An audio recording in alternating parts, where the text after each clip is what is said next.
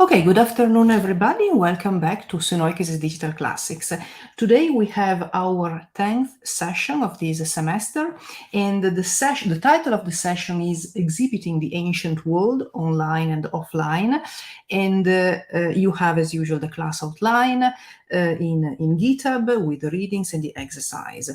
And today our guests are Franziska Naether from the University of Leipzig. She's, as you know, because Franziska already contributed to Sunoikisis many times, but she's Egyptologist at the University of Leipzig. She's an expert of DH at the Academy of Science in Leipzig.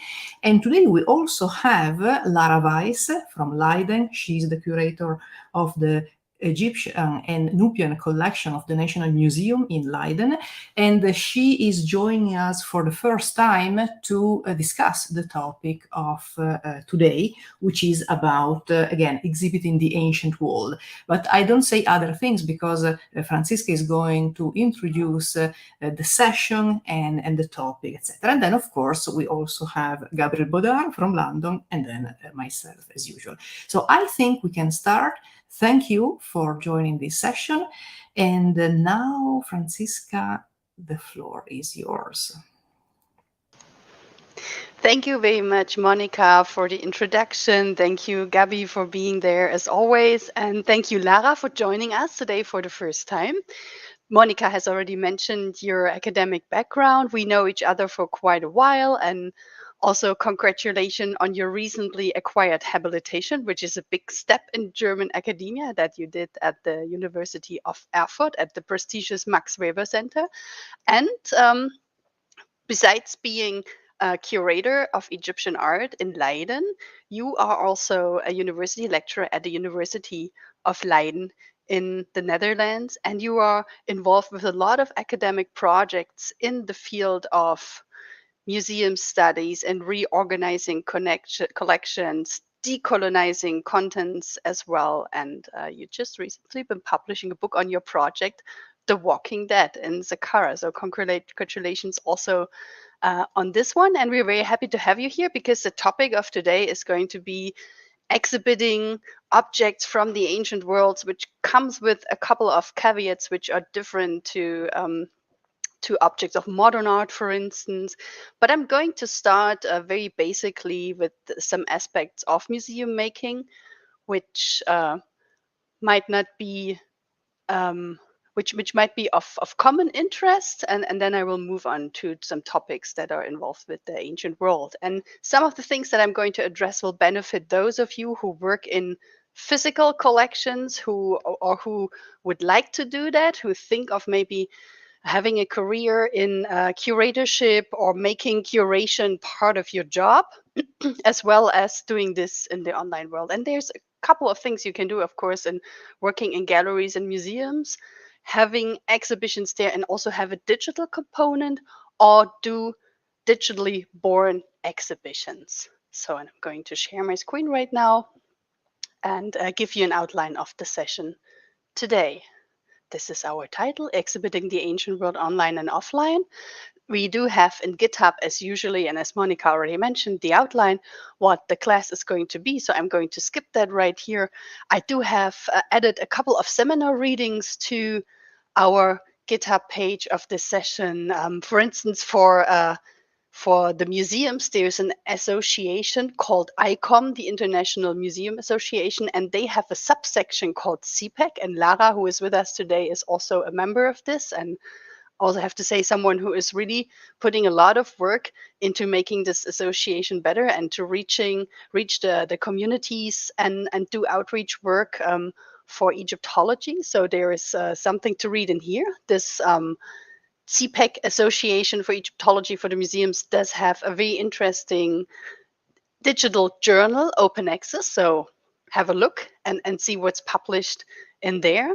Something I'd like to once again mention here, because 2 weeks ago when we had our last session, Samantha Masters from Stellenbosch University was with us. And you might remember, if you joined that session, that we both collaborated on digitizing objects from the ancient world.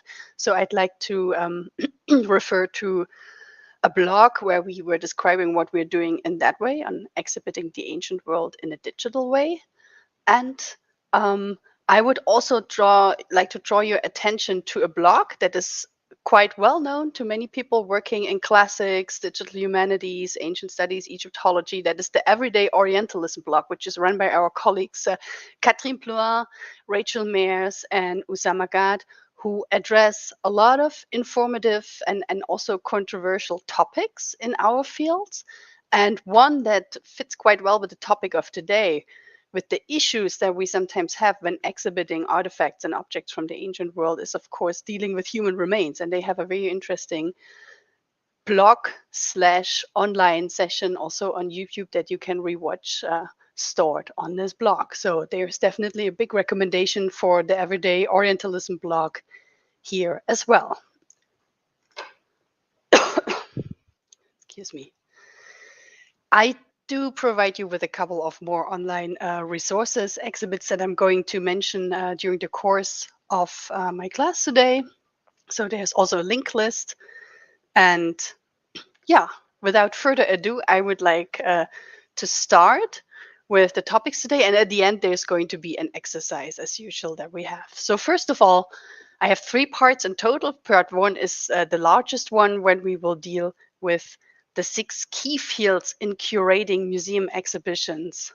Offline first, it starts from the physical building and moves on to online components of online exhibitions. When I was, because I do both in my professional life, so I was curating exhibits. We're actually opening next week at the Egyptian Museum of Leipzig an exhibition on the decipherment of ancient Egyptian, which once again features the Rosetta Stone. And I'm also working on online exhibitions of different topics.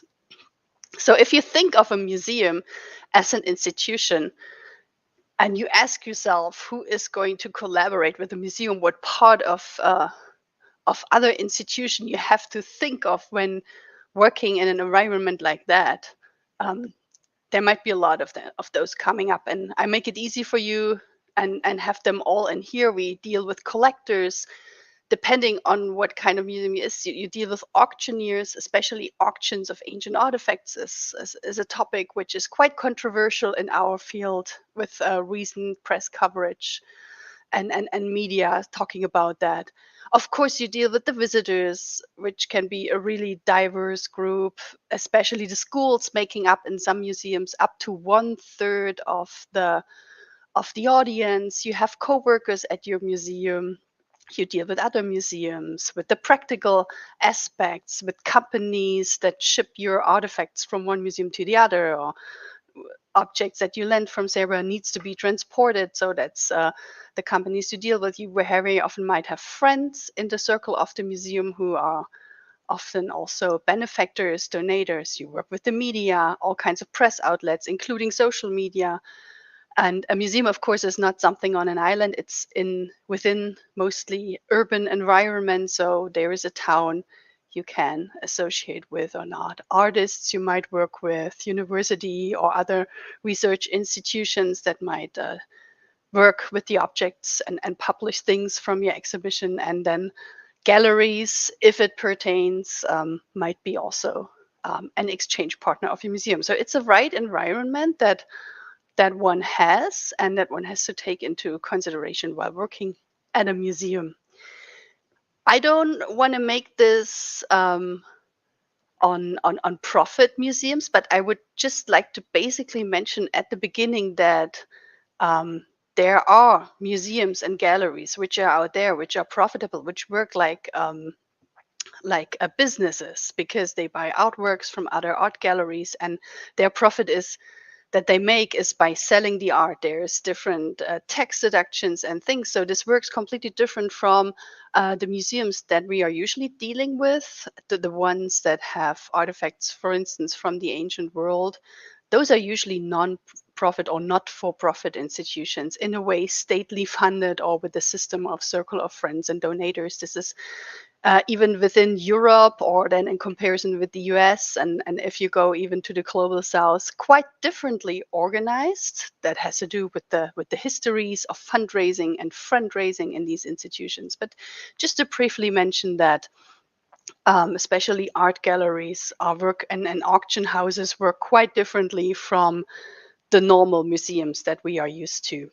For instance, the Egyptian museums, the big national museums such as the Louvre or the British Museum and so on. So they work differently, but of course they also have the pressure to create income through sales of tickets, catalogs, and so on. Whereas galleries very often don't create catalogs. They basically have websites. There's just very few that put a lot of effort into into printing catalogs. And I guess many of you listening now or watching later will come up with a couple of quite famous galleries in our field, or notorious sometimes as well, because as many of you know, we do have a couple of scandals in the last years with the ancient world and with auction houses, for instance. Yeah, let's move on to the museum as a building in itself. It's very important to take into consideration what the space actually is. Very often the buildings in which the artifacts of the ancient world are housed are historical buildings or monuments in themselves. And then it's, of course, not very easy to just hang artworks or put them into showcases.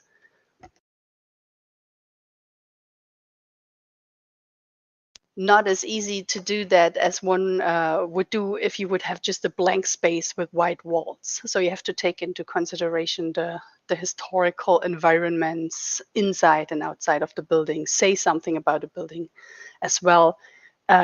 Say if there's a relation of the location of the exhibition and the topic, because sometimes there is not, and so on.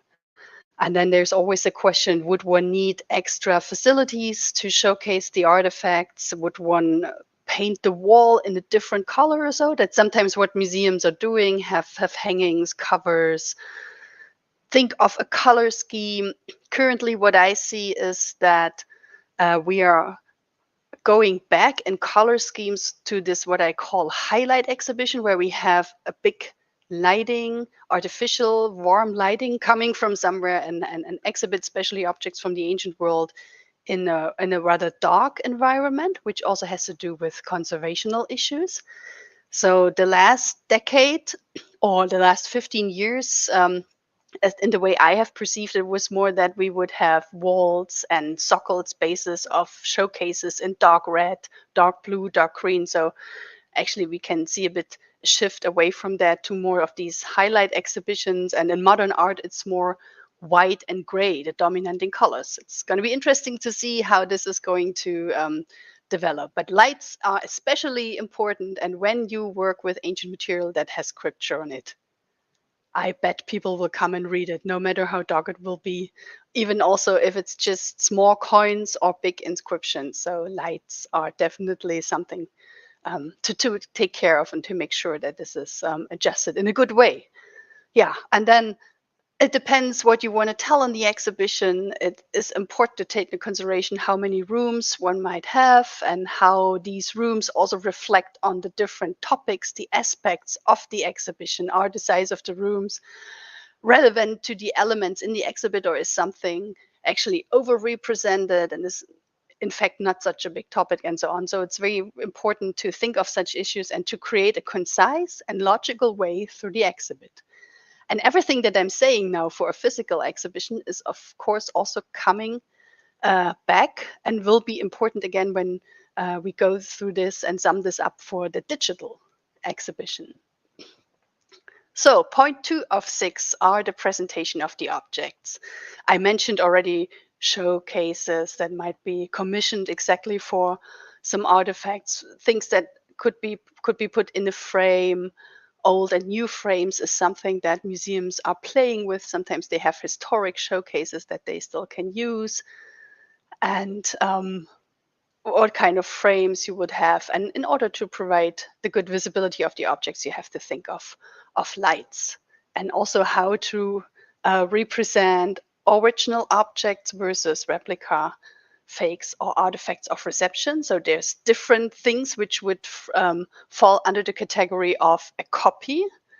So there's actually 6 different things what we would call a copy, and it's very important to make sure and to make us really clear what is an original and what not. I mean, for us working with object with the ancient world, we are used to having I guess 95% of original artifacts, but a lot of the visitors are not so sure that the things that are displayed in an Egyptian museum are actually really coming from ancient Egypt and are really that old. So this is something that we sometimes have to introduce to people in a more straightforward fashion. Yeah, and a lot of more people are asking now about provenances. So it's always important also to state clearly if something is on loan or where is it coming from, is the provenance secure, and also then also offer discussions, because especially with some collections which are a bit notorious currently about the issue of provenance, it's very easy to get on a huge online discussion on the matter of just provenance. My third point is making use of media. And this is the part where already some digital components could come in. Of course, there is audio guides that one could use, movies to be played on tablets or computers or TV screens in a way integrated in the exhibition. This is, of course, always a matter of money and budget as well. Projections, 3D models, 3D reconstructions that could be shown as a movie or as something where visitors could actually touch something. Now, touching things is, of course, something that became critical during a pandemic. And it is, of course, also prone to being damaged. So this is always a decision one has to make, that things might need to be replaced when visitors can actually touch something, work with something. Things might get damaged or die just at some point. So it might be easier in this regard than to do prefabricated videos or have slideshows that are on tablet computers or on TV screens. It's also very interesting when digital media also becoming objects themselves. This is, of course, something that is pretty straightforward when one would do a modern art exhibition, when people work with digital media.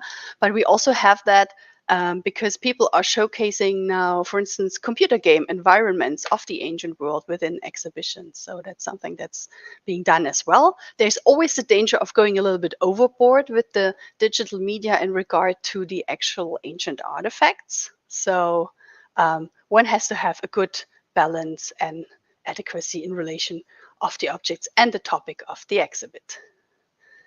So the thing that is most discussed in museums, and every museum maker, every curator knows that these are the texts. And I also made the experience when I'm teaching in class practical seminars on creating exhibitions or doing it like this, like we do it here when I'm working on student-driven projects or give this like a lecture. The texts are usually the topics that are most discussed. So you will always find these people who complain that the fonts will be too small. So it has to be in an adequate size. It's not always your fault or a curator's fault if a font in a museum is too small. Might also have to do with people not wearing glasses, of course, but it's important to keep the texts in a good and readable size, and not gray font on a white label in a dark environment that's really hard to read. So some contrast should be important. This is very straightforward, but I see a lot of exhibitions these days, especially in modern art, which do exactly this mistake, and it's even for younger people really hard to read. But the first point with text is that there are different genres, different types of text within an exhibition. We have room texts that are sort of the headline and some introduction to a room with a group of artifacts. Then we do have object texts, which cluster around a whole collection of maybe a group of objects, maybe objects coming from one pharaonic tomb, for instance. And then we do have chapter text because they refer to a certain group of artifacts from a tomb, and then the individual labels. So roughly, by rule of thumb, is that you shouldn't have more than 4 categories of different types of texts within an exhibition. So the hierarchy should definitely be perceptible for people. One could highlight this with different font sizes, shadow effects, colors, formats, and so on, or the font type. So this is the most important tool that one has to structure the exhibit online, as well as, of course, offline, yeah, and online even more so, because text is what online exhibitions mainly work with. And sometimes text to even substitute objects. That's also very interesting.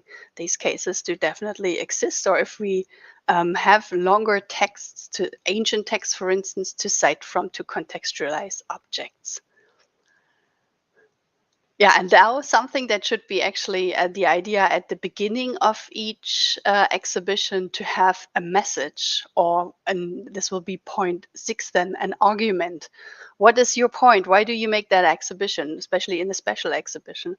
What is the red thread, or what is the core research idea, for instance, behind an exhibition? Are the objects that have been selected relevant to this message?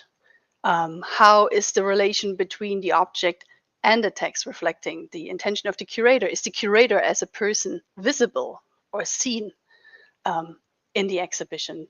So this is always an interesting question to ask, and also then, of course, questions about the consistency in choosing the objects, or to have a balanced approach for the different topics of the exhibition, so that this all has a red thread and falls nice into place, and has also a meaningful and logical way to get to the final part,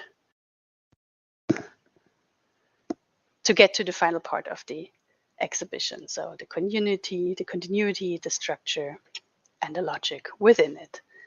Especially when it comes then to a point one would like to make as a curator in an exhibition is, of course, is this argumentation easy to grasp? Sometimes we deal with difficult contexts and research questions that do not always transfer so easily into an exhibition, but one could try. One could always try to use good structured, well-structured arguments, simple words, and short sentences is of course always a key theme when writing texts in museums.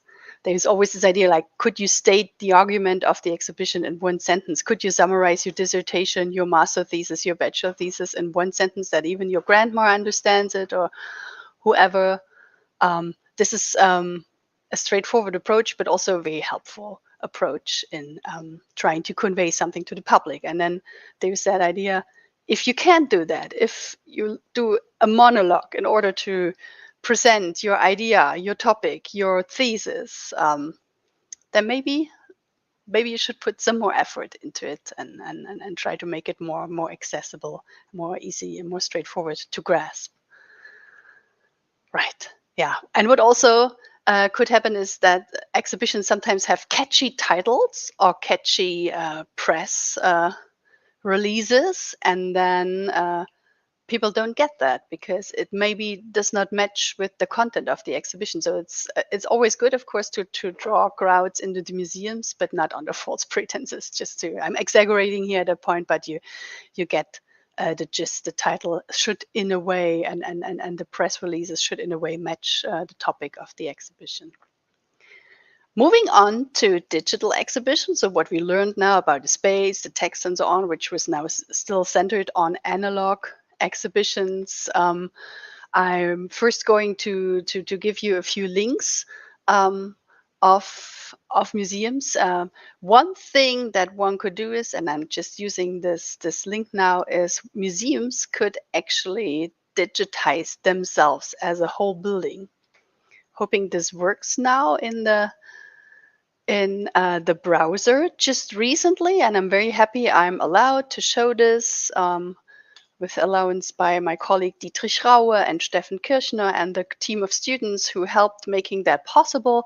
Is a 3D model of the Egyptian Museum in Leipzig, so a building from which Suneikisis also had been broadcasted in the past, and with the in this case for-profit software Matterport, a digital twin was created, and you can with your mouse move around in the museum and have a look. I actually used the room that is called the Nubian room because it has artifacts from ancient Nubia. That's something I've been using for teaching in South Africa in a seminar recently on Nubian artifacts. And this is where I went with the students. And then we had actually a look at the specimens from the city of Aniba and Kerma that have been actually excavated by George Steindorf. And this is an ongoing project, so there are descriptions of objects in German and in English, but not yet for everything.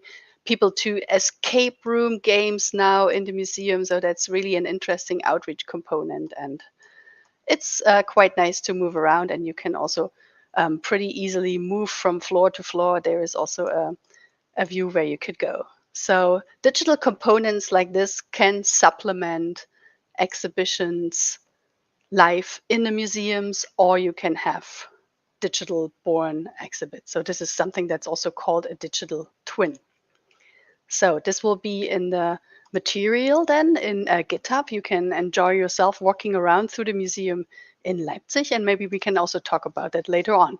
Something else I'd like to refer to you are digital exhibitions themselves, which are basically websites. So this is the technology which is behind normal digital exhibitions. Samantha Masters in 2 weeks before talked about the online exhibition format in at Stanford University. I'm also clicking briefly on this, where a couple of ancient artifacts from South Africa are collected in this framework that Stanford University is offering, where you can explore ancient artifacts and information on them, and also ancient artifacts which function in public discourses, so elements of reception. So this is a way what digital exhibitions could look like. It's more or less like a database, but if you click on the individual objects, which I'm not going to do here, is that you get extra information on these artifacts. And something else that people are doing also with the proprietary software is a sort of digital walkthrough of topics, in this case with Google Arts and Culture. That's a website that the Google, in their huge family of products, is showing in order to have some slider elements and some screens. There is one also here from Leipzig that the colleagues at the Research Institute for the History of Eastern Europe are using on the topic of ancient pandemics and diseases.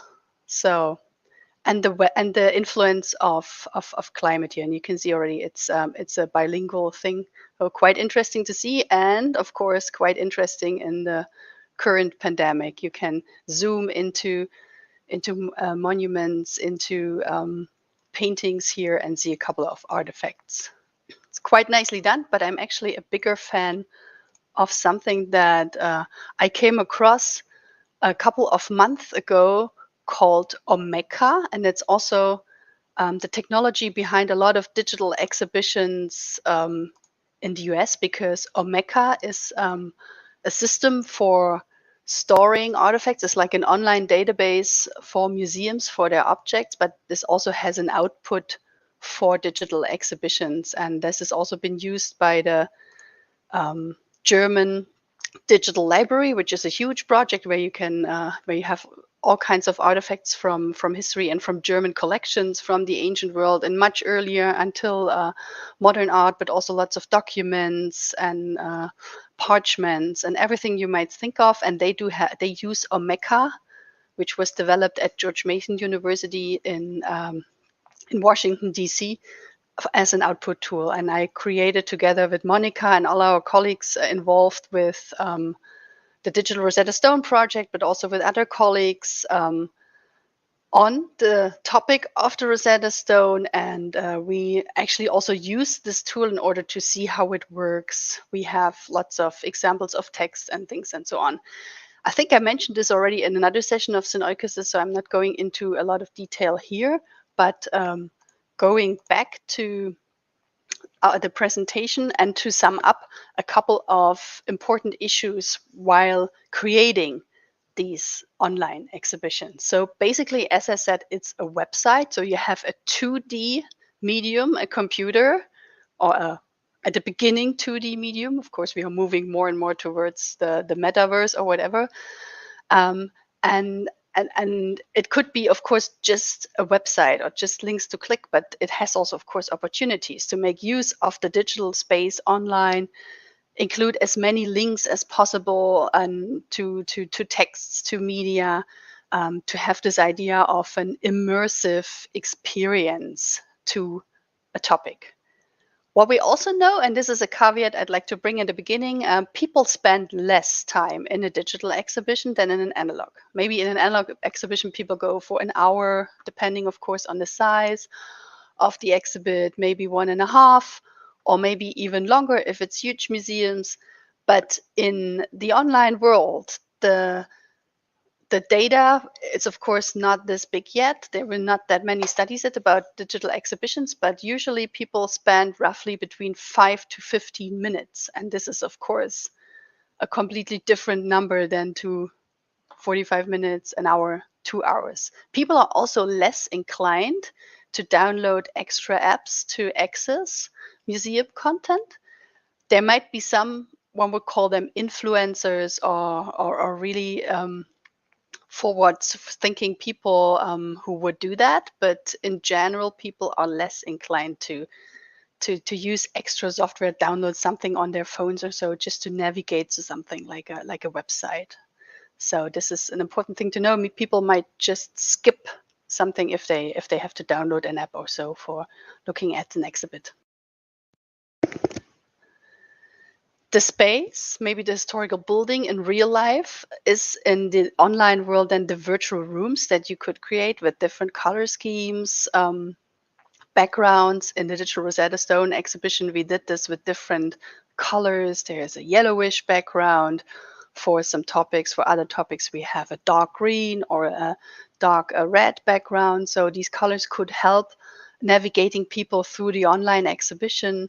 Also, you can use arrows to click on, which would be like the equivalent to footprints or arrows on the bottom in a building, or arrows one would have from one room to the other. So it should be always very clear where to click, where to go, where to have image galleries with sliders or menus where to click, so that people could always go back and find their way through the online exhibit. And also thinking that the media that you present in an online exhibition could be quite heavy, and this might also overload a lot of browsers or a lot of internet connections. So that's always something to pay attention to as well.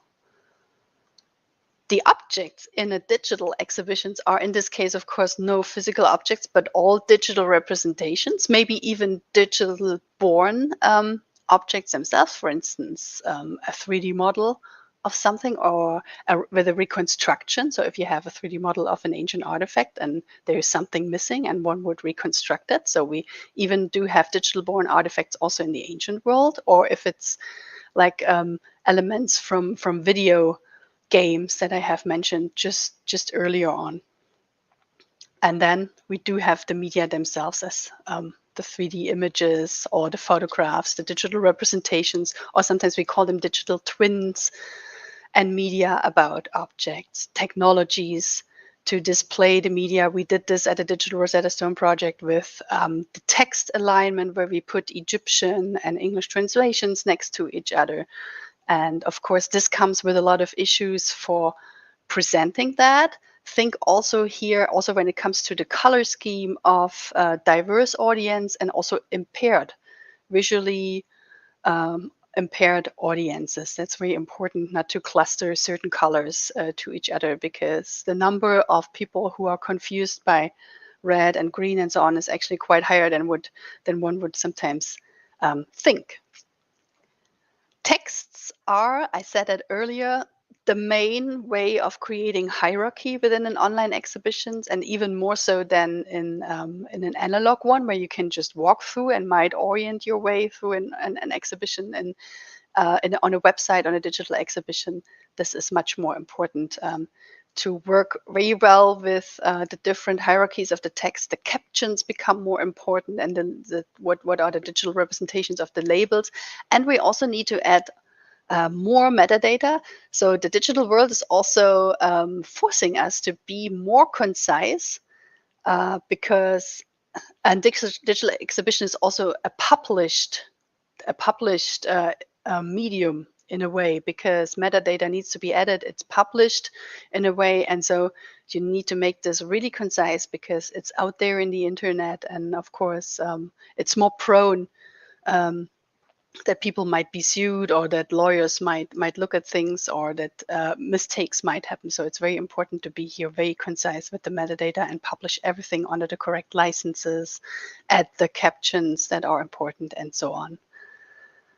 Yeah, and again, argument, thesis, and message are of course important here as well. And this is once again a very general remark to introduce visitors to the message or the argument in the thesis, into introduction, and maybe again in the conclusion of the exhibition. And this message, this argument might come up, of course, in different part of the exhibits as well, by means of the text, for instance. So those are the main points that and the experience that I had while creating, as well as online and offline exhibitions. I'm going to mention now a couple of digital media that one could introduce basically in online exhibitions, but also of course partly in the offline world.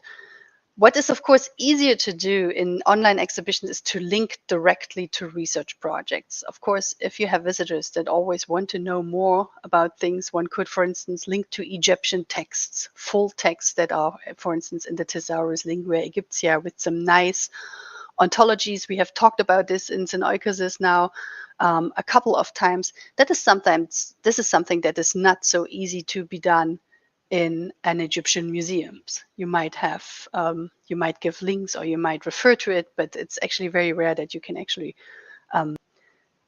link to a full text scholarly website. And of course, this is more for the specialists, for the experts, or for the nerds who want to get an idea.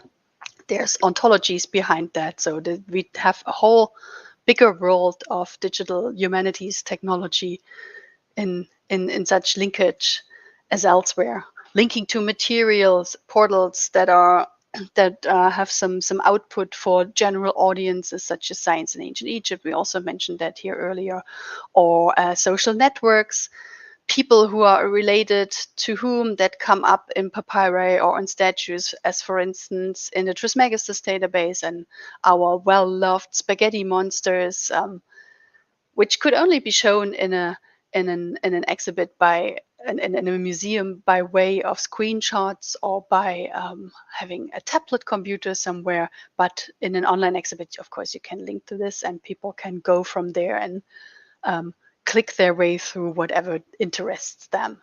Also, something that is really hard to transmit in the analog world, or what we do these days on geographical information systems, GIS systems. That is, of course, a whole environment on geographical mapping, plus tables and charts on topics that are interesting for researchers here, which is not so easy to be transmitted into an analog exhibition. So this is here something that we have used from the University of Bonn on the ancient field of Tarshan in ancient Egypt. And now I show you a couple of screenshots that are from earlier Sunaikisis sections that we have discussed in the last winter semester. So if you're interested in these, please go back to the sessions from the last winter term. 3D modeling or 3D visualization of whole temples. Of course, this is more something that's easier to reach from clicking from an online exhibit to another website, or even virtual reality environments. There is again our Sunaikisis session on last term on 3D and cultural heritage referred to. Yeah, the future of physical museums themselves will, of course, lie in the world of VR. And this is, of course, a matter of budget, a matter of energy. We are also discussing the ecological aspects of energy. Where is the power coming from? Where are the servers standing? And so on and so on. Who is physically cleaning in a hygienic fashion all these instruments, all the devices you would need, or do we expect people to bring these? This is also a quite interesting question to ask, because a lot of museums are now sharing their audio guides, for instance, with people on their phone, on the museum Wi-Fi, which has to do with the pandemic, but also has to do with an approach to open science.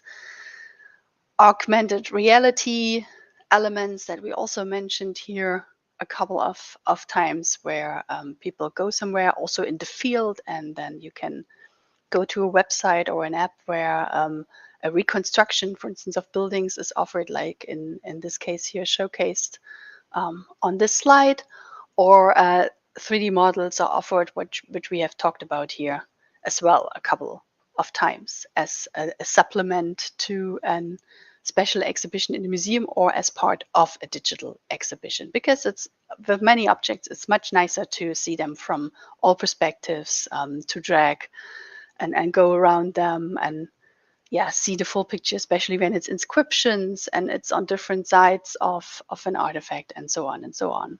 And sometimes that is now again for the exhibition in museums. Sometimes people do then 3D printing methods in order to highlight something that they couldn't do on the original.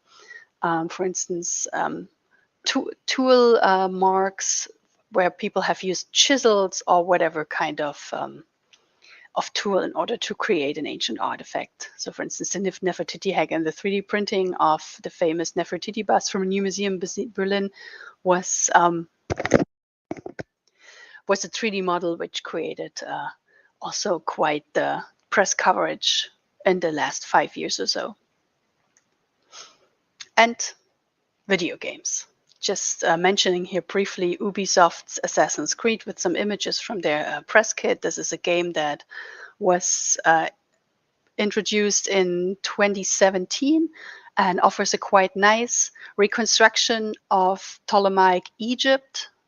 A lot of Egyptologists actually became fan of these games, didn't play the assassin and fight against their enemies, but just basically walked around in the ancient environments of the Nile Valley. That's why Ubisoft as a company was offering then what they call discovery tours, and this is even used in class and in museum environments right now, because it was created together with Egyptologists in a good way. Ubisoft has also created some games on the Vikings and on ancient Greece, but those were not as well prepared and as loved by the scholarly community as Assassin's Creed Origins. So that's of course also a media you can introduce people to, digital media in an analog as well as a digital exhibition. And then tools, more scientific tools, like this drawing, doodling tool for inscriptions called Google Fabricius. If someone's more interested in this one, we can refer to it in the discussion, or check out Pre-Kelly's MA thesis, which was recently published on this tool. So the dream of the Star Trek-like holodeck, that we would actually open a door in a museum and this is a room where a digital 3D realistic world is created, is actually a bit far. It does exist. There is a couple of research institutions that do work with rooms like that, but they are not very easily to be sustained, very heavy output of energy. So this would be too much in terms of budget for most of the museums, but I gave you a link of a real life holodeck here. We can have a look afterwards if you're keen. And if you don't know what the holodeck is, because you are way too young to know about Star Trek, I also put you the links in here, but I guess the majority should be familiar with this concept. But of course, this is not what we would usually go back to. It's basically the virtual reality or the augmented reality. So exploring ancient world or 3D environments through the means of a phone or of glasses. This is actually the thing in which direction museums are moving when they explore technologies like this. And finally, to finish on here today, I have a couple of issues brought to you when working with ancient artifacts. Of course, there's a couple of objects that are very special and incomparable to, for instance, objects from modern art and so on. And this is also now moving towards the discussion, because I guess Lara will have a say on that and everyone else here in the audience. So feel free now to already note down some questions and ideas, because there are a couple of things that are special. Of course, our artifacts coming from ancient Mesopotamia, Egypt, Greece, and Rome are old. They can be very fragile. And certain lights, temperatures, humidity, flashes of cameras are very dangerous for them. That's also important to take into consideration for digital imaging, because you need lights and you need a stable light condition to create 3D models of objects.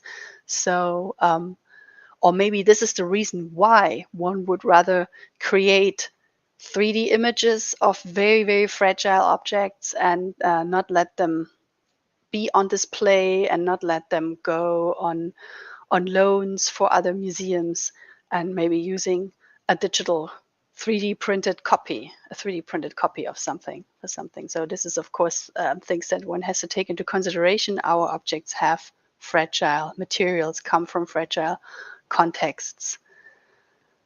Yeah, as also with different artifacts of different periods, there might be existing interest groups, stakeholders, sponsors, donors, cities, which have a say in dealing with historical topics. These might be sensitive issues. I'm going into detail in this in a bit. Just putting this now here as a general topic.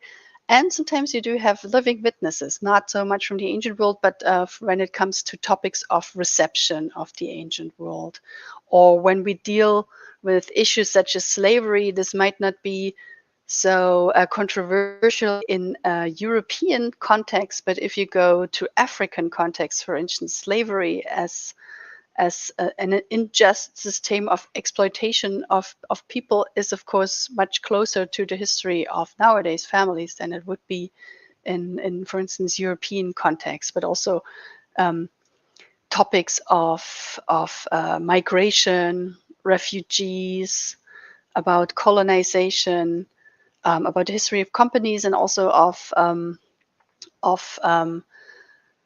totalitarian systems such as Nazi history is, of course, a very, very problematic topic and have to be approached in a correct way, so to say, or in a multifold and diverse way. Or there will always be discussion, depending, of course, now on the individual topic of a special exhibition. When you would like to lure people into digital exhibitions, of course, you might have to fight against skepticism of digital technologies at all. This is sometimes might be a question of education, also of age, but also of the way how one is able to have internet, to have the technology, and so on. So this is then, of course, also a question of money, but it might be also a chance to create digital content as well. But always keep in mind, not everybody has the same approach or the same possibility to use digital technology and have the internet everywhere, as people in big cities might have. So this is quite differently all over the world.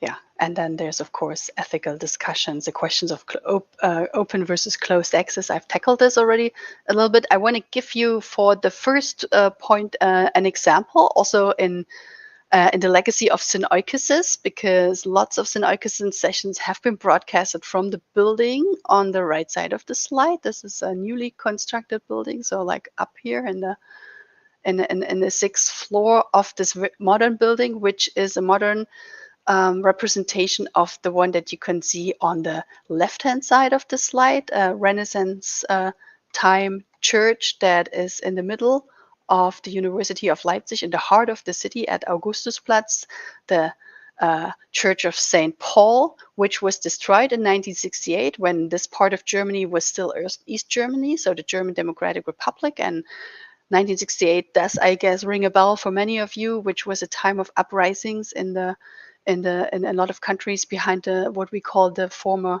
Iron Curtain. And in one of these phases, this church of the university has been destroyed by the GDR regime.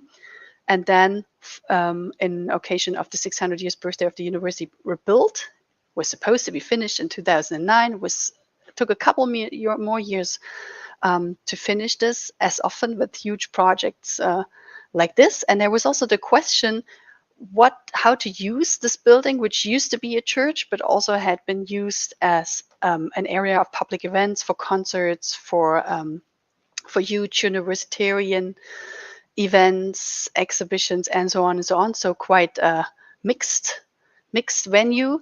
And this thing has a pulpit from the old building from the 15th century. And you can see that. You can see the curator of the art collection of Leipzig University, Professor Hiller von Gertring, to the left-hand side. And there was a huge question, should we reconstruct this pulpit and put this again in this environment? And you can imagine that there were a lot of people who were not really in favor of the church as a building and an institution itself. Then you have the art historians, you have the Senate of the university, and lots of other audiences in the town who would like to decide.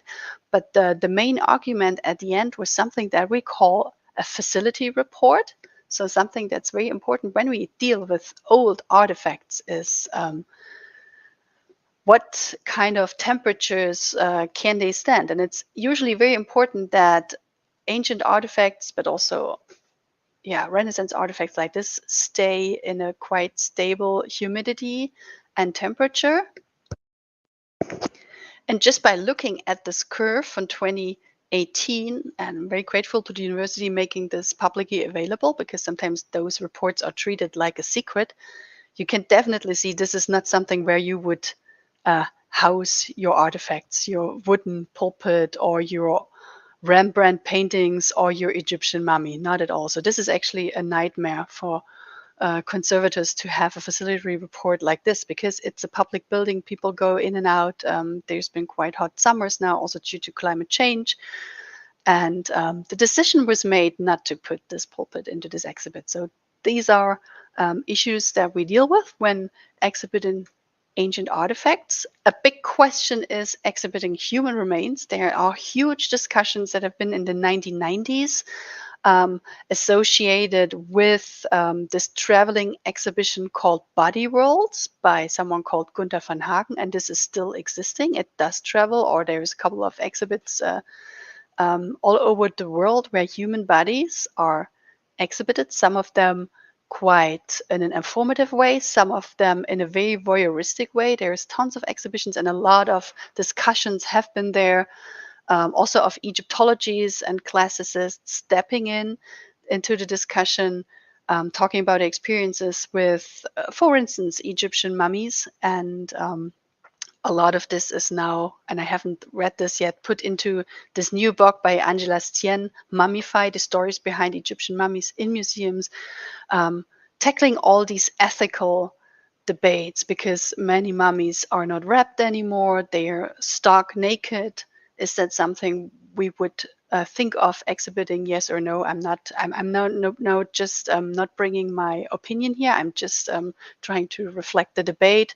Or if there's just remains of one head or a foot, so just body parts, should we exhibit this? Yes or no? How many of these mummies? What about children's mummies? Because these bodies have been mummified for the afterlife, and they were in context of tombs where they were not supposed to be disturbed, and now they end up in exhibitions.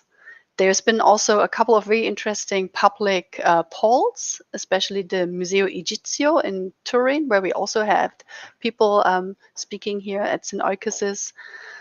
They had an interesting poll, and a great majority of the audiences was actually outspoken for exhibiting mummies. But the public opinion is changing a little bit. They are also now having some caution for exhibiting body parts, children, naked mummies, and so on and so on. So all these ethical discussions that are very specific for ancient artifacts. And some people even also discuss the exhibit of faunal remains of ancient animals, and floral remains, which doesn't have so much more the question of ethical means, but it comes with all kind of other complications. Yeah, and something else that the antiquity is, which is discussed in our field, is the question of the so-called colorful antiquity and nudity as well. Nudity is, of course, a sensitive topic, but I'm delving here a little bit into the question of color. As many of you know, Egyptian, Mesopotamian, Greek, and Roman artifacts, inscriptions, temple walls, tombs, statues have been colorful.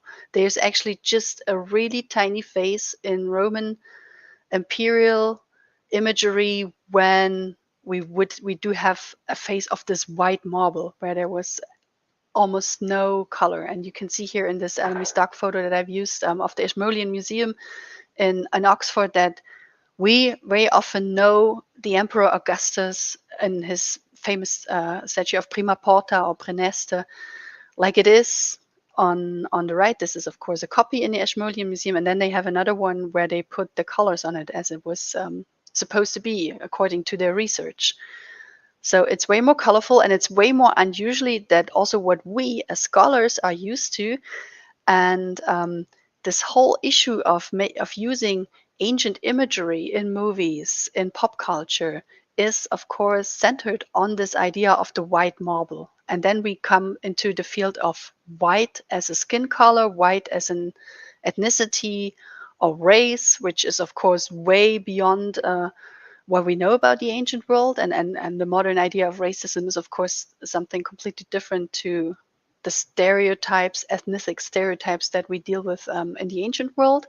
And then we are very quickly with alt-right groups or nationalist groups of some sort that are unfortunately coming up more and more in our countries and make the ancient world as a foil or as a topic to, in a way, contextualize their ideas into. So this is really a sensitive topic, and a lot of people have and colleagues had a hard time when they pointed out that it was all colorful. And it also has to do with since there's all this wonderful research about plaster casts or gypsum copies, that a lot of people also get their idea of the ancient world through these gypsum models, because they are white and they are not the colorful ones and also not the original. So for instance, the Near Eastern scholar Ellen Rehm has written a very interesting book about these gypsum and plaster cast models and how they ended up, especially in the United States, in South America, in Africa, where the collections do have less ancient artifacts from Greece, Rome, Egypt, as for instance in Europe or in the Middle East.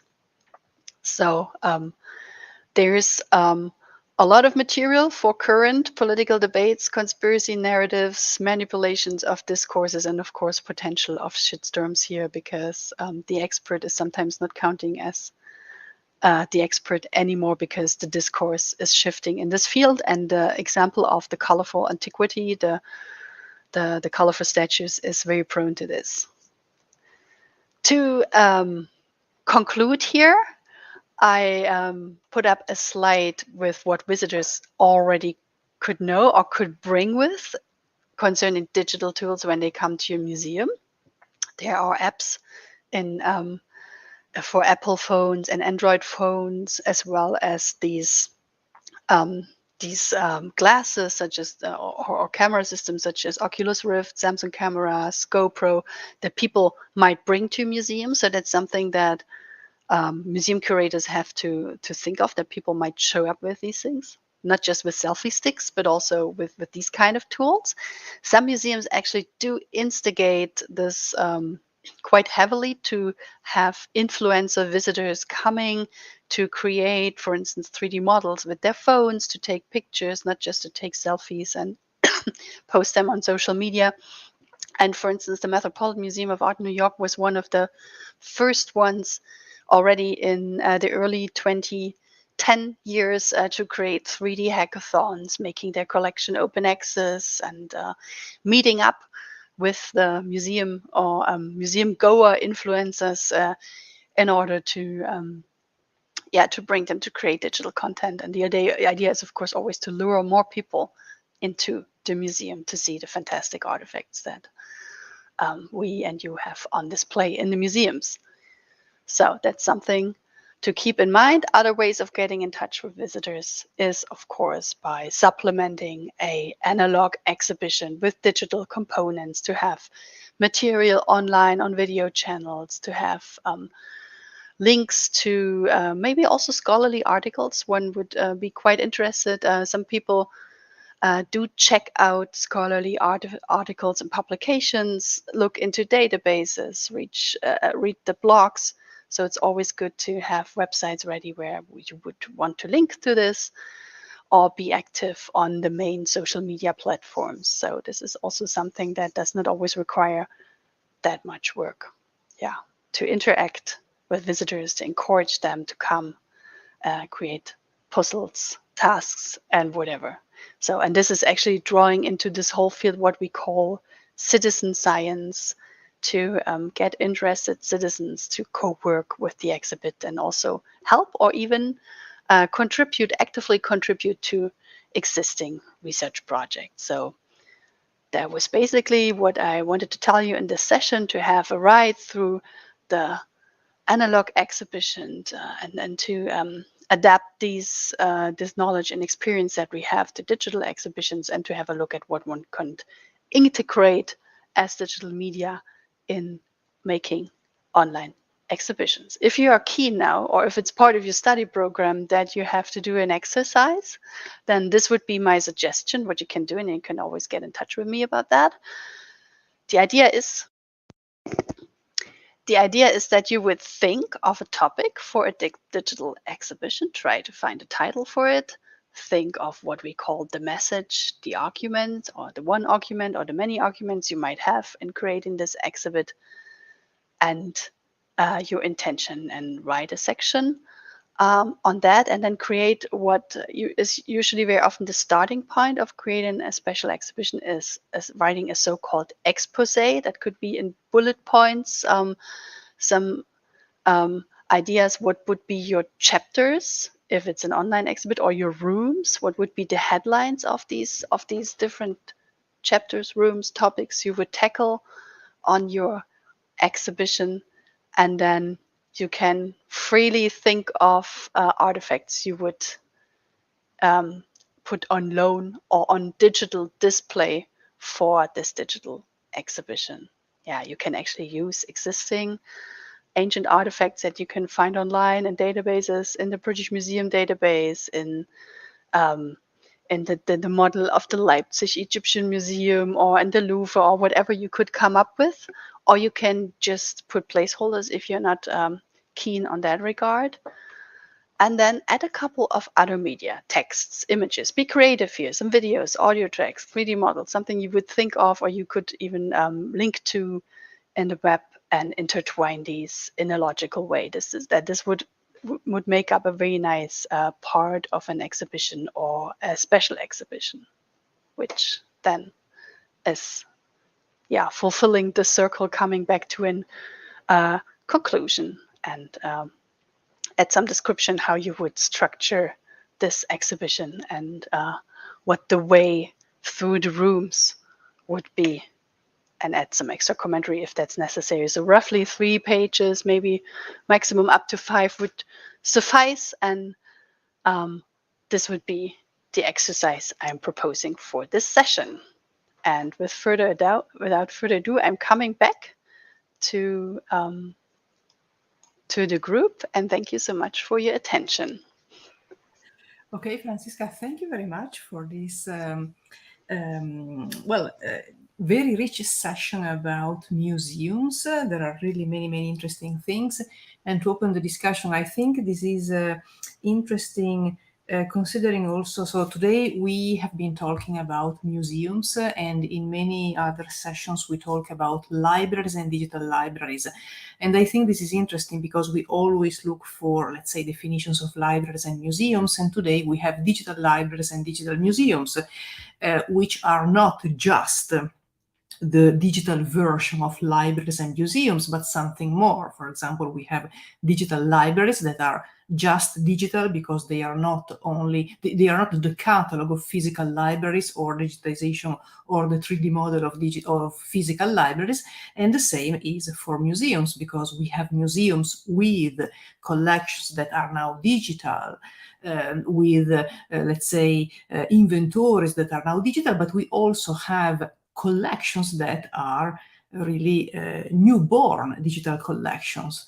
And then, of course, we have many other interesting questions that you have listed in this session. But I think we can open our discussion also, because today we're very happy to have with us Lara Weiss, who is an expert, and she is working in a museum, so in Leiden.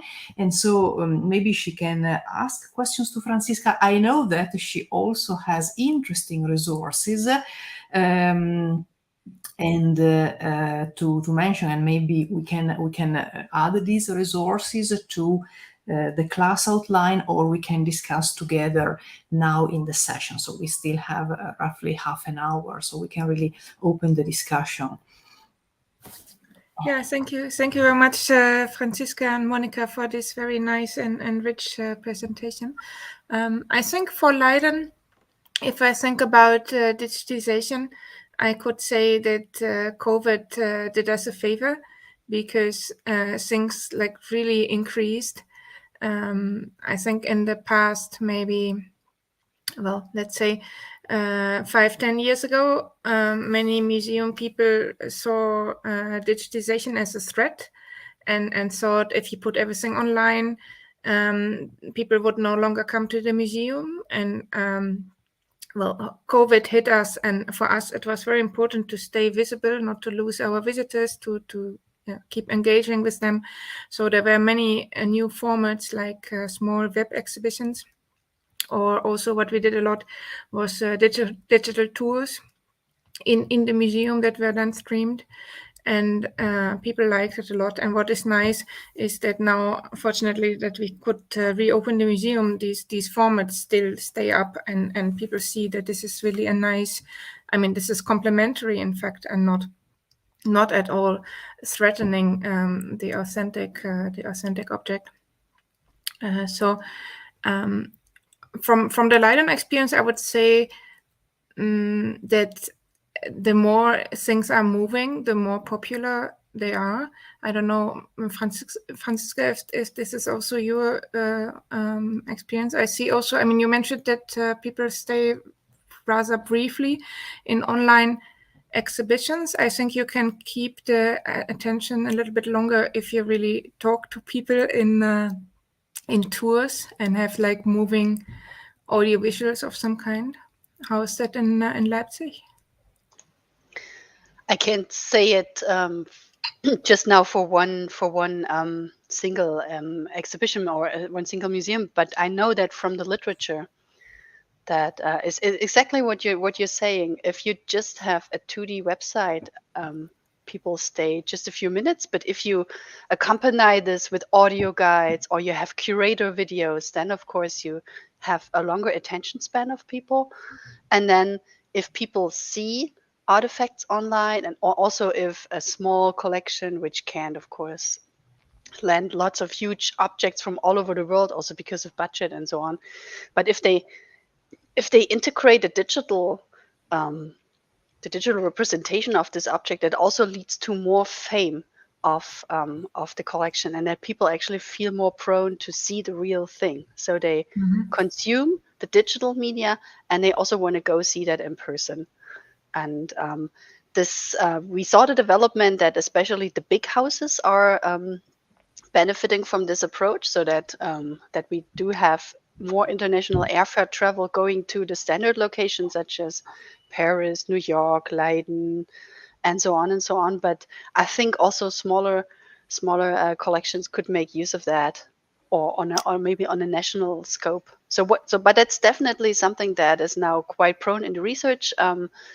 If people take selfies somewhere, or if there's something online, then people click on it, they like it, but they want to go at some point. It's not supplementing. And this, what you just mentioned, and I also wrote it down, seeing digitization as a threat is completely without ground or without a base. It's a completely nonsense argument, because we saw that the opposite is changing, and I see that very often in the discussions when German collections are involved, also papyrus collections. We have a huge discussion in papyrology about putting unpublished texts online, or scholars feel very insecure of showing unpublished texts on, for instance, on conferences, but also in online conferences, because this can be photographed or screenshotted.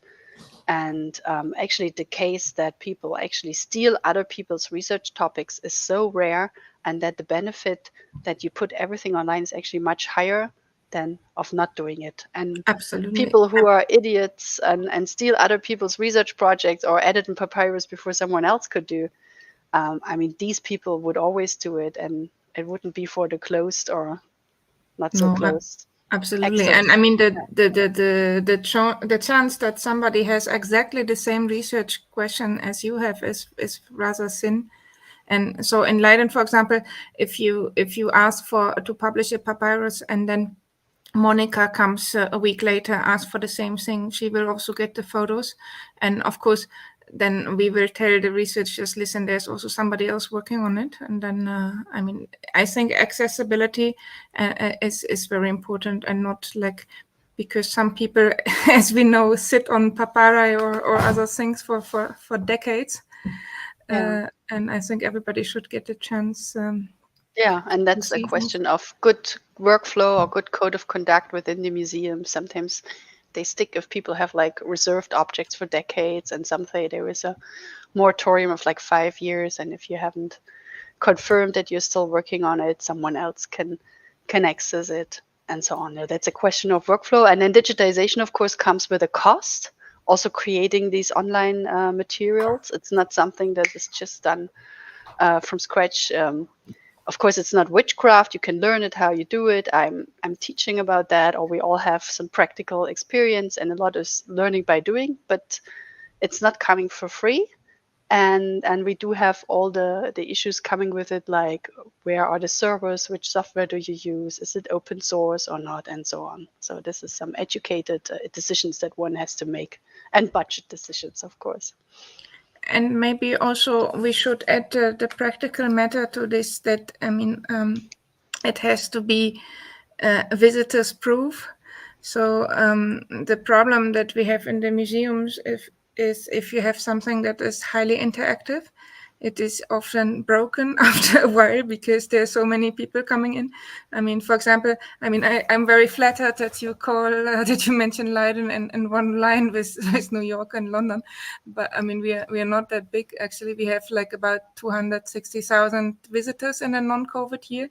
But even this is a lot if you have an interactive toy, if everybody plays with it. So whereas it's very nice to have interactive things, it should also be, to think about whether this is sustainable and whether it will not break fast. I totally agree. And one, if I may, one aspect that is maybe nice also about digital support in exhibitions is, I think, that you can add another layer of information. So, for example, I mean, you can have the digital support as an offer to different visitor groups, which is nice. For example, we have now in Leiden a very nice papyrus exhibition where like our longest papyrus of more than 17 meters is displayed as a Book of the Dead. So a papyrus with magical spells about the accessing the underworld and so on. And so it's very nice for adults to see like all the details of the different spells. But there are also very nice animations that are nice, I think, for both adults but also for children, who really make these ancient texts more alive. And then, of course, the idea is also to implement this later in the permanent exhibition. This is maybe just as a footnote. Also, you talked about hierarchies of texts, but there's also the hierarchy of different sorts of exhibitions. The permanent display is a very different format than a temporary exhibition. And then you have the temporary exhibitions in your own house, or the ones that will tour the world, hopefully. Of course, yeah. Thank you for bringing this up. I was actually today speaking more from thinking of a temporary exhibition in the own house or / online, in the online world. Well, you have mentioned many important things, and just to go back to the topic of accessibility for protecting our work. This is what we have been learning exactly. So these risk. So we to publish something or to make something open and other people can steal our work. This is not the case, especially for research, because this is the way to protect. Of course, want to, let's say, make something open which is ready, okay, but as humanists we know that we are never ready with our work, but this is the way for protecting our work. We know that for example, for PhD dissertations, it's important that they are online, of course, with certain criteria in official established repositories with IDs, etc. But this is the way to protect, okay, the work of scholars, especially for students, but not only for them. And I think that museums are doing a great job, as you mentioned before. Also, the possibility to know who is accessing a specific object, like a papyrus, a statue, or another object, who is studying that, so we can work together. Of course, there is always, let's say, a competition in some way. Of course, this is part of our job, but still, accessibility is not the enemy. Of course, there are specific ways for doing that, etc. And before going on, maybe I know that Lara has a few resources. If I can, I would like to put those links in the chat, if you want, for our YouTube audience, because there are interesting resources. So from Leiden, and let's see, I'm just okay, so there are online exhibits. Okay, they are in Dutch, but that's okay. So the first one, and maybe we can, so I put it in the chat and I can do that. So this is the first link, and we will okay, add it to the class outline in GitHub. And as far as I understand, so these are two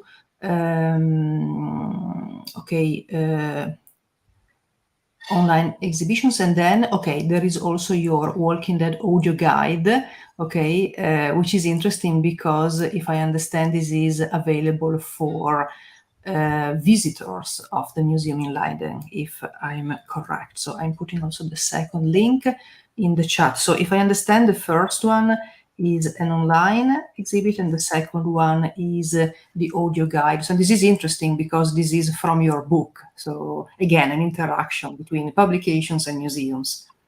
Am I correct? Please. Yeah, absolutely. Thank you very much. Now, just to explain, I'm sorry, these exhibitions are in Dutch, but maybe it's not so important that you can read what is written there. But this is our standard format. You can see very easily. It's a very short text and just some images. And the idea here is that these are like more like funny or strange topics that you would not normally do in a real exhibition, a physical exhibition, but more explore like some nice topics. For example, I had one that was called Sex, Drugs, and Rock and Roll. So more like to entertain people briefly. And the other one is an audio guide that I made about my research project, and in which I, as Monica just said, try to translate habilitation research for young 15 to 50-year-old visitors. So not so much hardcore research in that, obviously. But yeah, I think this is really one of the big favors of COVID, that it really pushed these things, and that they're here to stay. I mean, we cannot go back. We still have hybrid formats. Sometimes our museum complains that if we organize lectures, for example, that very few people show up if it's raining again. But on the other hand, I mean, there are sometimes lectures with more than 800 visitors, which would be impossible in the physical space of our museum. So I think it's more an advantage than a threat, for sure, in every respect. Yes, exactly. Yeah, please. And maybe another footnote. Since we are here in an academic environment, you had a very nice slide at the beginning, Franziska, who we are engaged with. I think it's very important to realize, if you go to a museum, also if you look at texts, both digital and physical, that the main audience of a museum is not actually academic colleagues. I mean, of course, if we make exhibitions, we hope that our colleagues are happy as well. They don't complain about the dating and the information. But in general, a museum is very much meant to really move towards a wider audiences. And I think digitization and digital exhibitions and digital formats are a nice way also for the wider academic community to do this as well, what museums have been doing for a long time, to really implement this in academic work in general. Yeah, that's a very important aspect. And especially we have to think about when our topics, especially about the ancient world, Egypt, Greece and Rome, Mesopotamia, when they come up at school in the curriculum. And these are basically, of course, quite young school kids from the, roughly in the 2 digits of their ages, roughly 10, 11, 12, 13 years old. And those are not the young adults or the teenagers that are coming. And and this comes with all kinds of implementations. They might be livelier than the older ones, but they might also be easier to engage. And we have this whole approach of little scientists or little researchers, where some more project-based guided tours, for instance, are created in the museums. And it's not more the 60-minute or 45-minute following the curator or the guide through the museum, but to explore it together, or to have a project, to come with something. To maybe they were already in touch, the teachers, the schools and the museums, because this is also changing now. And a lot of information on historical topics and matters are gained more and more from videos and from influences from documentaries that might be TV born or Netflix, whatever online service born, but sometimes not. Sometimes it's purely YouTube or Vimeo created born content that some influencers, sometimes even students of history, of ancient history, are doing. Yeah, so that's a different approach than most of the curators had in their youth, or which they have in their normal environments and networks. Yeah, so especially for the ancient world, we deal with quite young children, and they make up sometimes almost to a half. So it depends on what kind of art museum you work with. So 1/3 is usually the rule of thumb. And then these children return. They go with the school, then they like it, hopefully. And then they return with their grandparents. And the tricky part of population is usually the ones from, if they are not students, because students is an easy group to get into the museum, but it's usually those at the end of their 20s until their early 50s or to early retirement age. Yes. And also teenagers are difficult because they find themselves too cool for museums. I don't know why museums still have this image that they are boring. I'm convinced they're not. But we work on that. We are a bit biased. Well, but I know, for example, today I know there are museums where influencers, they invite people of that age to museums, and there is a lot of criticism about that, of course. But still is a way to involve people, maybe because they didn't have the possibility to learn how museums can be interesting. So we have to consider that, of course.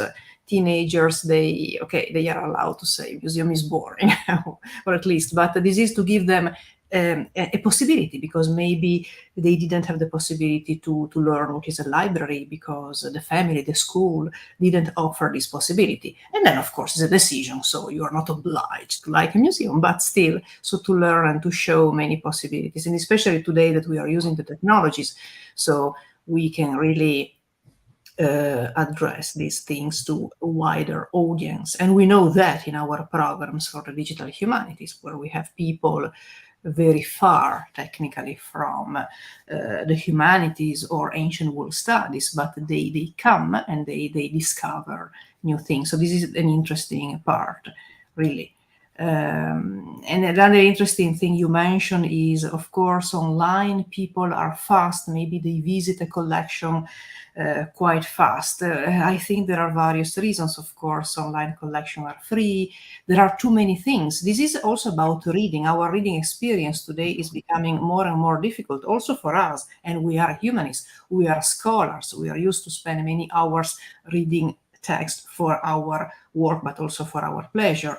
But today, with we have too many information, so this is the difficult thing. And so also when we visit something online, we tend to be quite fast. I know that because I have digital resources online, and when I look at Google Analytics, I can see how many minutes people spend on a specific resource. Maybe because it's not interesting, but also because this is the way we navigate today. And this is what happens also with, it's about minutes, okay? In the past, we said, okay, you have to stay at least 2 hours, 3 hours in a museum. Now you stay 3 minutes in an online museum, but yes. But you know, I wonder if this is actually true, because so I really hate video tutorials, for example, personally, because I have to sit through the whole tutorial and listen to it and wait for whatever's relevant. Whereas if I have a text, I can just skip everything that is irrelevant. So it's not always faster, I think. But maybe it's also a matter of training, what you're used to, what you like. Sorry, Gabriel. No, I just wondered if part of it, because I think the instinct certainly to skip through something very quickly is always there, and I'm a little bit embarrassed to say that even if I'm in a physical museum, as long as it's not an Egyptian museum, of course, I have that instinct too. I sort of, I walk into a room, and the thing that makes me stop and look at every single picture in the room is, I'm in a museum. You're supposed to do that. I feel guilty just sort of glancing around once and walking out. Let's go to the coffee shop. Let's go to the bookshop. So you do force yourself to stick around a bit. Whereas online, you don't have that thing. So I wonder if to some degree, the sort of short attention span thing, the physical space. It's not that the online has done something weird in making us not stick around. It's that the museums do something weird in making us stick around. I mean, weird and good in this case. I sort of had a question, and I want to apologize in advance because I missed about half an hour in the middle of the thing. I had to go to another event. So you may have already talked about this, in which case just say, you've already talked about this and you don't need to answer my question. I'll watch YouTube later and catch up on it myself. But I wonder, I was very struck by the presentation you gave, Franziska, where you talked about in building exhibits and the online exhibits, and how so much of what you were saying was that the possibilities and the reasons for doing it and the things we need to consider when doing so are the same, right? And there are some things that are different, but the bulk of it is the same. We're doing the same things when we're doing an exhibit. And I wondered, and I don't know if you talked about this, about using online resources, these online possibilities, to make exhibits that you just couldn't do in the real space. Mm-hmm. An exhibit collecting objects from 6 different museums, for example. You can do that in a real space, but not very often, and it's expensive. Or including objects that have since been lost, or including objects that have never existed in the modern world. We've reconstructed them using 3D models. Other ways of bringing things together that are not possible. That make use of the digital space to do things not as a substitute for the real space, but to do completely different things. I don't know if you talk about that, or if you have any thoughts, comments on that. We had that in bits and pieces, but it's actually good that you bring this up again in this full flesh. Of course, we had this at the point when we said that it's actually a matter of budget. But of course, we could link to things that are far away. And we had this in the context that people are actually feeling inclined to visit the real thing. But yeah, and it's good that you bring up the topic again of reconstructing something, of rebuilding environments that are not known anymore. And then we are back to this whole immersive experience that online exhibit might be at some point. If, for instance, internet is a bit faster, computers are a bit quicker, that we can actually display whole worlds that people might walk through in this space of their own home or so, or on their phone somewhere. Yeah. So now, for now, it's. I was also surprised myself that when I put this together, and this is very, of course, centered on my experience of doing online and offline exhibitions, that a lot of the bullet points were actually the same. But this is, of course, the constraints to staff, budget, and also what normal technology, not supercomputers, can still do, and what an audience can actually percept easily without clicking it away because it's taking ages to load, like going to the metaverse or so. Can I just come back to the point of decontextualization? I think what is also very nice to point out is indeed that we have the possibility to bring together things. I mean, our collections are scattered over the whole world. Sometimes you have family groups of coffins, for example, where there are some. We have like a girl in Leiden, her brother is in Paris, and so on. And I mean, of course, you can have loans and bring them together physically, which is fantastic. But you also have the possibility to permanently like add extra information to your own collection, because the loan will usually stay a few months, if you're lucky, maybe a year at the maximum. So you can really create the ideal, for, in my case, then Egyptian museum. By reconstruction, and also reconstructing the space where these things come from, the landscape, and yeah, I think we have only started to do this, at least in Leiden. Yeah, there's much to look forward to, also technology-wise. And we had a couple of people also here on Sunaikisis. I'm thinking now of Lucia Vanini talking about bringing together fragments of papyrus, but virtually, because this will never happen in the physical world for whatever reason, institutional reasons, and this is why also the digital humanities and museumizing serves a good point here in decolonizing knowledge in that point, because a lot of these separations of collections are the result of imperialist and colonizer times, and now we can at least in a digital way bring the objects together. Yeah. I think the only thing I'd add to that is I think I mean, so Lara's example was exactly the sort of thing I was thinking of, but without a concrete example. So thank you. That's really, you know, solidified what I was thinking about. And I think Franziska, you're exactly right that that in a sense we can digitally decolonize some of this, or digitally repatriate even, and that. As I'm sure you agree, we can't use this as a substitute for having the real conversation about repatriation and decolonization.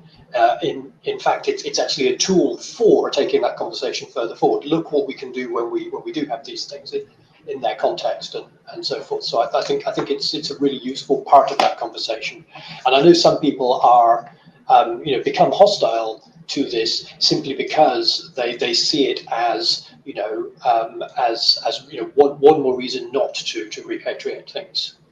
So, well, look, you can see them together now anyway, so your argument for why you want to repatriate it is invalid, and we have to be clear that that's not what we're doing. Unless that is what some people are doing, in which case they can be clear that that is what they're doing, but we can engage with that. Well, exactly. This is, of course, a big discussion, but I think that the digital can help. Okay, do we want to bring objects back to the countries where they were stolen, let's say. Well, this is a problem, to be honest. But the digital, another important part is also not only to digitally join, for example, pieces of papyrus, but also to contextualize them. I know that there are programs, for example, I'm originally Italian and I come from Torino, where we have an Egyptian museum, and Franziska mentioned it. And today there is this effort also to promote or to use text in Arabic, so to give people a sense where these objects come from. Egypt, but there is something more than Egypt, and we can say the same for Greece, because there is a modern country where we have a specific language, where we have people.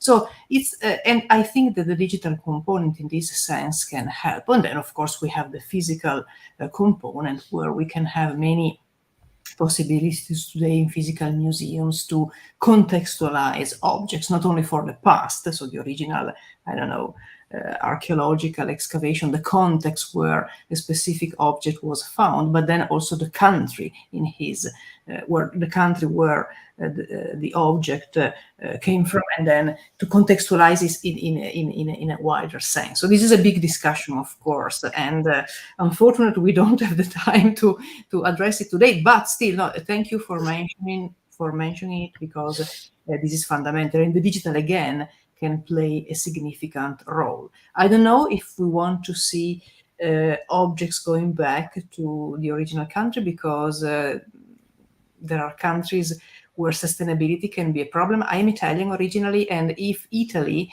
would like to have back all the objects that originally were found in Italy, well, I don't know if Italy would be able to sustain all these archaeological objects. So this is another problem, and this is also about the business model. So the distributed museums going beyond, of course, colonialism is an interesting topic. So how different countries can contribute to sustain archaeology, museums, culture in general. So this is another problem, because of course a single country can't sustain the cultural heritage. So, but I think this is really a big discussion. And personally, I don't have a definitive answer, of course, for this problem. But thank you for mentioning this. And we had previous sessions in Sunoikis discussing this problem, so you can find them. Okay, so our time unfortunately is over, but as you can see, so today really we had many interesting questions about museums and digital museums and the possibilities offered by COVID. So Lara, yes, you're right, of course. COVID was an opportunity. Of course, this is not the new normal way we visit museums, but digital exhibitions, digital museums, digital data are complementary to physical museums. And also maybe they can help also students, young people to learn what is a museum. And again, being slow, slow museums. Enter a museum, just sit in a room, enjoy something. You don't have to visit the entire museum. Of course, there are other problems concerning sustainability. So museums can be expensive, of course. And so maybe people are reluctant to go there because they have to pay the ticket. So this is another problem. And I know that many museums are trying to solve these problems. How can we offer free access to our museums? An open problem, of course. We don't have unique solutions, but this is another part of the discussion. Okay, I don't know if there are other comments, notes, but okay, if not, so thank you, Franziska. It was great, really. Thank you for your session about museums, and we will add your slides to GitHub. Thank you, Lara, for your participation in this session today, for your contribution. You are an expert, and we will add the links to your resources to our class outline. And so now, okay, our time is over. We will have again a session next week. We change topic because we will have a session about translation alignment, so automatic, semi-automatic translation alignment for ancient languages. Specifically, we will focus on corpora for ancient Greek and Latin. And technically, this is our last session of the semester, but we have, and Gaby, you can maybe, if you want, I don't know if we can advertise it today. So on July 14, at the time of Sunoikisis, we have another online session. Am I correct? Okay. And we have yes, I can add yeah, I can't post it to the chat because yes, only you can do that. Okay, I will do that. And okay, so so it's on it's on 3D technology for reconstructing and really for analyzing ancient objects. So I think very useful. Okay. And then I see another message in the chat. Lara, thank you. This is about your program Museum Matters, which is will be on on April 15, and this is about and this is online. So I'm just so I can I can another link. Okay, today we have many extra links, but we will have time also to discuss for the last session of the live. Okay, so that's it. Thank you again. Now we can finish. Okay, good night and see you next week. Okay, bye. Bye-bye.